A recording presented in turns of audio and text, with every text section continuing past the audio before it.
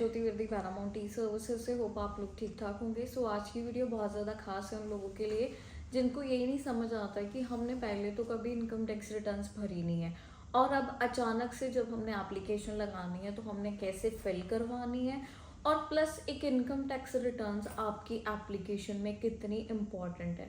तो इस चीज़ पे ये फुल वीडियो है, इस वीडियो को एंड तक ज़रूर देखना। इसी में मैं आपके क्वेश्चंस के आंसर्स भी दूंगी।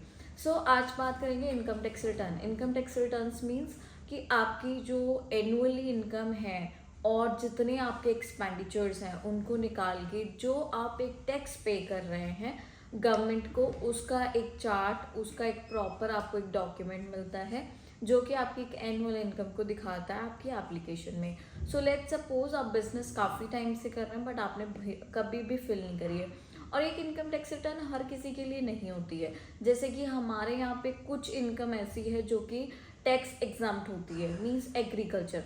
जो एग्रीकल्चर से रिलेटेड पर्सन हैं उनके लिए इनकम टैक्स रिटर्न इम्पॉर्टेंट नहीं है। अगर आपके पास नहीं भी होगी कोई प्रॉब्लम नहीं, क्योंकि आपका टैक्स ही एग्जम्प्ट है, मतलब आपको कोई टैक्स चार्ज नहीं होगा। आप चाहे 20 लाख कमाते हो, चाहे 40 लाख कमाते हो, चाहे 5 लाख कमा रहे हो, सो आपकी इनकम पे कोई टैक्स नहीं है। बट जिनका एक जो है लाइक टैक्सेबल, वो लोग कुछ भी सर्विसेज प्रोवाइड कर रहे हैं, कोई भी बिजनेस कर रहे हैं, तो उस केस में क्या है कि आपको इनकम टैक्स रिटर्न्स भरने की ज़रूरत है। स्टार्ट किया आपने तो अभी आपको पता है कि 7 लाख तक का जो है हमें जो है टैक्स फ्री हो गई है इनकम टैक्स रिटर्न्स अभी अगर आप फाइल करते हैं। तो इससे क्या होगा कि अगर आपने पहले नहीं भरवाई हैं, अगर आप एकदम से फिल करवाते हो, ठीक है, फिलिंग डेट तो सेम आएगी बट उनको भरवाना ज़्यादा ज़रूरी है। At least 2 income tax returns need होती है जब आप फाइलिंग करते हो। तो इनकम टैक्स रिटर्न आपके खर्चों को, जो भी चीज़ें आपका सीए प्रॉपर आपको गाइड करेगा कि उसको कैसे भरना। और दिस इज इम्पॉर्टेंट, मतलब ये एक इम्पॉर्टेंट डॉक्यूमेंट है उन लोगों के लिए जो लोग नॉर्मली टैक्स वाला कोई बिजनेस कर रहे हैं, कोई अपना काम कर रहे हैं, कहीं पे जॉब कर रहे हैं।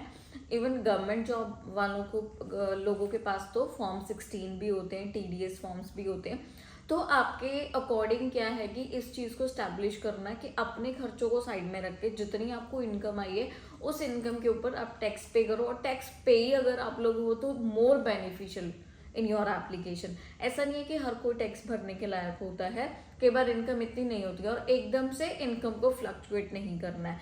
मीन्स आपने दिस ईयर फाइल कर दिया 5 लाख, अगले साल आप बोलो मैं 10 लाख की कर लूँ, तो इतना ज़्यादा अप नहीं लेके जाना। अगर आज 5 किया है अगले साल 5.5 पौने 6 रखो, फिर उससे अगले साल पौने, जैसे जैसे आपका एक आउटकम आ रहा है उस तरीके से आपने जो है इसे मेंटेन करना है। आपकी बैंक स्टेटमेंट्स को देखते हुए कि आपका जो सीए है या अकाउंटेंट है वो फिल करेंगे प्रॉपर। और ट्राई किया करो जिनकी इनकम टैक्स रिटर्न काफ़ी ह्यूज होती हैं, लाइक मोर देन 20 लैक्स भी होती हैं कईयों की। सो लोगों के पास उनका एक तो बैलेंस शीट होना चाहिए, क्योंकि आपका जितना डीप हम इंफॉर्मेशन दे देंगे उतना बेटर है। फिर जीएसटी की इनकम टैक्स रिटर्न्स वो होनी चाहिए आपके पास, जो हर मंथ या हर सेकेंड मंथ या हर थर्ड मंथ आपके ऊपर जो भी इम्प्लीमेंट्स होते हैं उस अकॉर्डिंग आप लोग भर रहे हैं, तो वो भी लगानी ज़रूरी है।